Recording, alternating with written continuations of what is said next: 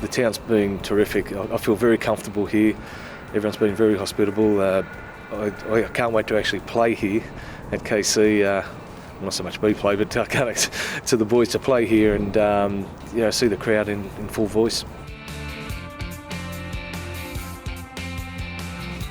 It's a monumental decision for me to take the job, and it's something that you do need your family support with. I'm in a little bit of a unique position because my wife and two young daughters do have to go home back to Australia again for a little while, so that's going to be very tough. But I've got the opportunity to coach one of the most famous clubs in the world, and it's something I'm excited about. And I'll be working 7 days a week, so it won't be as much a problem as for me as for my poor wife back home, and has to deal with packing up a house and dealing with kids on her own. We haven't actually set anything down. We're just about improving, and the amount of improvement in us will determine how far we go in the competition. But obviously, everyone's looking at top four.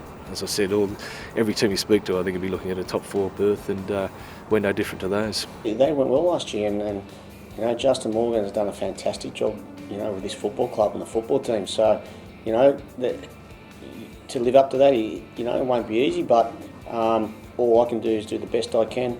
Obviously, there's quite a bit of experience in Mick Vella and Clint Newton leaving the club, and that's something that that we haven't exactly filled. But we're signing players that I think have the potential to really play well for Rovers and have the supporters really appreciative of their efforts.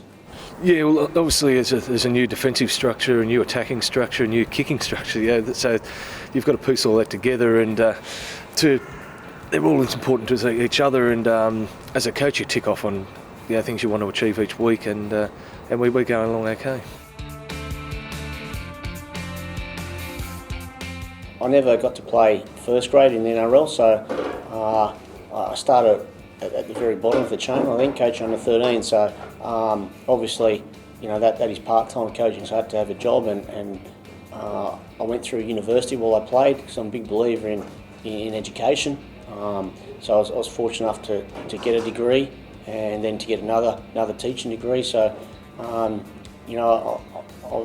coached some school teams that I was coaching. Then I was lucky enough to be approached to coach some junior teams in Manly, and just all went from there really. And it was just a matter of juggling of coaching and teaching. That was the hard part. So that's a lot easier for me now because all I have to concentrate on is football. When the top sides play each other over here, it's akin to an NRL game back home. But I think the games are a lot closer than what people think between here and the NRL. So I'm looking forward to it all starting. It's really accelerated our training because we managed to be able to do double sessions in 25 degrees and blue skies. So it really accelerated our sessions. We come back here, and yesterday it was hailing. So it was a fantastic thing to be able to do, and it's something that hopefully we can do again next season. Yeah, it's vitally important as far as the coaching and what we're trying to achieve. We've had this earmarked for quite a while, this trip, and we see it as probably the major part of our off season.